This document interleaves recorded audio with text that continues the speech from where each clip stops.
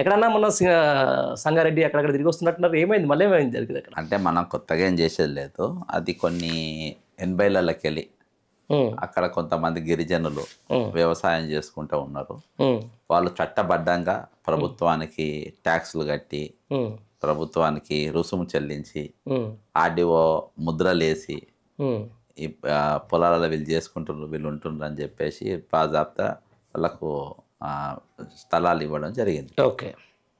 అక్కడ బతికొచ్చిన వాళ్ళు సత్తుపల్లికి వెళ్ళి ఆయా ప్రాంతానికి వెళ్ళి ఆంధ్ర పరిసర ప్రాంతానికి వెళ్ళి బతికొచ్చిన వాళ్ళు ఆ భూముల పైన ఊర్ల పైన పెత్తనాలు చేసిండ్రు. అక్కడ ఉన్నటోళ్ళంతా మ్యాక్సిమం ట్రైబల్సే. ఉమ్, అందులో 2 ఊర్లు అలా ఇక్కడ ఏంటంటే 2 జిల్లాలు ఉంటాయి అందులో, సంగారెడ్డి జిల్లా, రంగారెడ్డి జిల్లా. అవును, కానీ మధ్యలో కిలోమీటర్ అంతే అడ్డం అంతే. నాకు తెలిసి జిల్లా బార్డర్స్ అంతే. అలా కొండకల్ వచ్చి మన దీని కిందకి వస్తుంది, శంకరపల్లి కింద, శంకరపల్లి మండలం.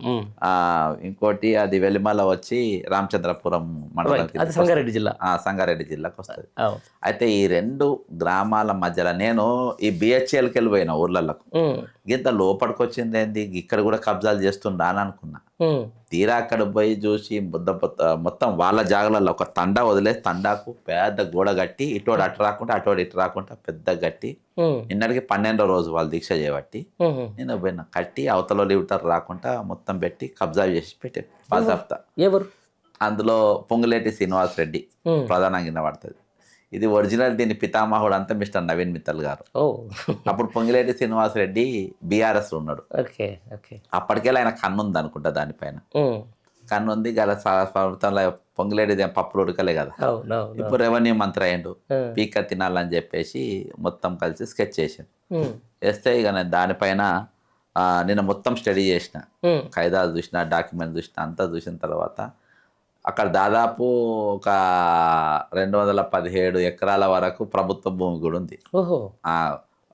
మన దేవుని మాన్యాలు ఉన్నాయి 30 ఎకరాల దాకా. ఉమ్, అక్కడ ఉన్నోడు విక్రమ్ రెడ్డి అనేటోడు ఉంటాడు, ఉమ్, కోతారెడ్డి విక్రమ్ కుమార్ రెడ్డి ఏదో ఉన్నాడు అని పేరు. వాడు మొత్తం ఇవన్నీ భూములు మాయే, అన్ని అందరి ఎస్టీలే మాయే అంటాడు. ఉమ్, దేవాదాయ భూములు మాయే అంటాడు. ఉమ్, అలా దిలావర్ భూములే ఉంటాయి కానీ 30 ఎకరాలు అవి కూడా మాయే అంటాడు అవును.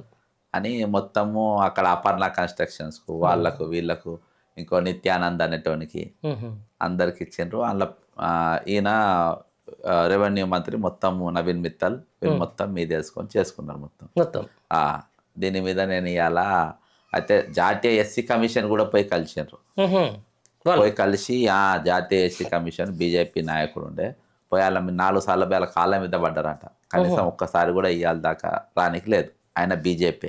ఉమ్, స్థానిక MP Vishweshwar Reddy BJP MP ఒక రోజు వచ్చి పరామర్శించలే.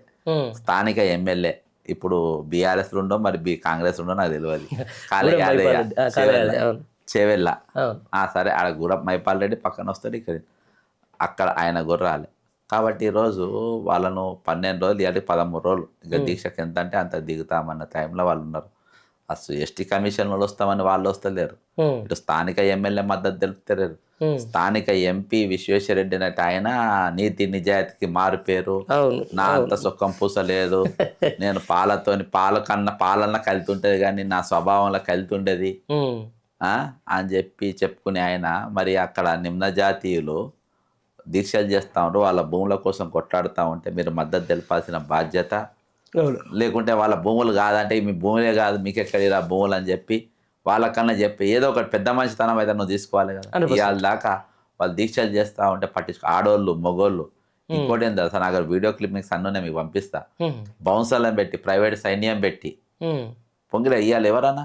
ఇంకో ఏమంటారు తెలుసా, కొన్ని ఛానళ్ళు వస్తారు, ఉమ్, కొన్ని ఛానళ్ళు ఏ ఛానల్లో మీకు తెలుసు, ఎమ్మెల్సీ ఇప్పుడు ఎమ్మెల్సీ కూడా అవును, అవును. ఆ ఛానల్లో వస్తే ఛానల్లో మాట్లాడతారు. పొంగిలేటిని తిడతారు కానీ రేవంత్ రెడ్డిని తిట్టారు. రేవంత్ రెడ్డి తెలియకుండా పొంగిలేటి నవీన్ మిత్తల్ కలిసి ఇంత పెద్ద స్కామ్ చేసిండ్రు. రేవంత్ రెడ్డికి తెలియకుండా పోలీసు వాళ్ళని అక్కడికి పంపిండ్రు. ఓకే. రేవంత్ రెడ్డికి తెలియకుండా మొత్తం చుట్టూ టెంట్ వేసి అంట రేవంత్ రెడ్డి కనబడకుండా లోపల చేస్తున్నట్టు ఇస్తుండ్రు. ఇది ప్రెస్కి ఎక్కడ లేదా, ఇదే ప్రాపగండా, ఇదే ప్రాపగండ. ఇక ఇంకొక ఎంపీ పోతాడు, ఆయన కొన్ని కంపెనీల పేర్లు అని అంటారు. మీరు బీజేపీ ఆశలకి వెళ్ళి ప్రెస్ మీట్ పెడతారు, కొన్ని కంపెనీలు అంటారు, నేను చెప్పినట్టు పేర్లు చెప్పారు. నవీన్ మిట్టల్ పేరు చెప్పారు, ఒక మంత్రి అంటారు, మంత్రి పేరు చెప్పారు, అవును, ప్రభుత్వాన్ని అంటారు. అంటే ఇదంతా ఎటు పోయి వీళ్ళ పైన ఎవడు ఎట్లా మార్కెటింగ్ చేసి ఇవన్నీ అబ్జర్వ్ చేసి నేను పోయినా అన్న. అది మనం బయట పెట్టింది అది వాళ్ళు దాదాపు సంవత్సరాలకి వెళ్ళి కొట్టాడుతుండ్రు. ఈ సంవత్సరంలో దాదాపు ఢిల్లీకి 4-5 సార్లు పోయి అందరి దగ్గర పోయేసి వచ్చిండ్రు. పోయి వచ్చినాక ఎవరు వస్తలేరంటే ఇవాళ మార్నింగ్ NHRCలో కేసు పెట్టిన.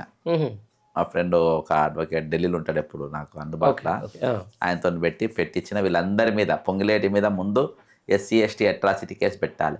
అసలు ఆయన మంత్రి పదవికి వెంటనే తొలగించాడన్న. అసొంటాడు ఉండడానికి వీల్లేదు.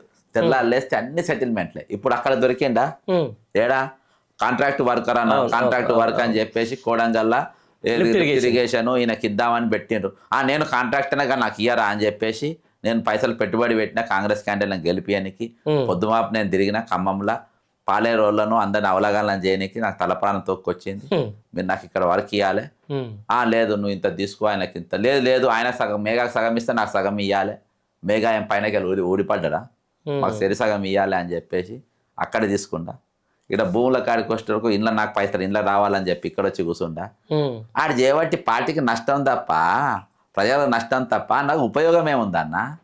ఈరోజు మెజార్టీ పాలేరు నియోజకవర్గంలో సరే ఉపేందర్ రెడ్డి కాంగ్రెస్ పార్టీలో గెలిచి బీఆర్ఎస్లో పార్టీ మారుడు పొరపాటు అయినా కానీ ఆయన ప్రజలకు అందుబాటులో ఉన్నాడు. అక్కడ ట్రైబల్స్కు నువ్వు అందుబాటులో ఉన్నాడు.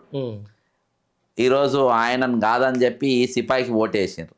మరి సిపాయి అదే ట్రైబల్స్ను ఏ ట్రైబల్ అయితే అక్కడ ఓటేసిండ్రో అదే ట్రైబల్స్ని ఇక్కడ ముంచి పోలీసులతో కొట్టిపిచ్చి ఎత్తేసి ప్రైవేట్ బౌన్సర్లు ఎట్లా వస్తారన్న. సివి ఆనంద్ గారు ప్రెస్ మీట్లో చెప్పాను ప్రైవేట్ బౌన్సర్స్ మీరు జాగ్రత్తగా ఉండాలి. నగర వాళ్ళ వీడియోలు ఫోటోలు ఉన్నాయి. సెక్యూరిటీ తీసుకొచ్చి రైతులను లంబాడీలను ఇష్టం వచ్చినట్టు కొట్టి ఆడోళ్ళను లేడీ బౌన్సర్స్ ఆడోళ్ళను లేపి జీబ్లలో ఎత్తేసుడు. లేడీ బౌన్సర్ జీబ్లేమో పోలీసులే మళ్ళా బౌన్సర్లు ఏమో ప్రైవేట్ సైన్యం. అది ఏం ప్రజాస్వామ్యం ఇది ఏంది మళ్ళీ ఇది రేవంత్ రెడ్డికి తెలియకుండా జరుగుతుందని చెప్పేసి వీళ్ళు ఎమ్మెల్సీలు ఎంపీలు వీళ్ళు మాట్లాడుతూ ఉంటారు. ఇప్పుడు పోలీసు హోంమంత్రి ఆయన దగ్గర పెట్టుకు ఆయన తెలియకుండా ఎట్లా నడుస్తుంది అన్న.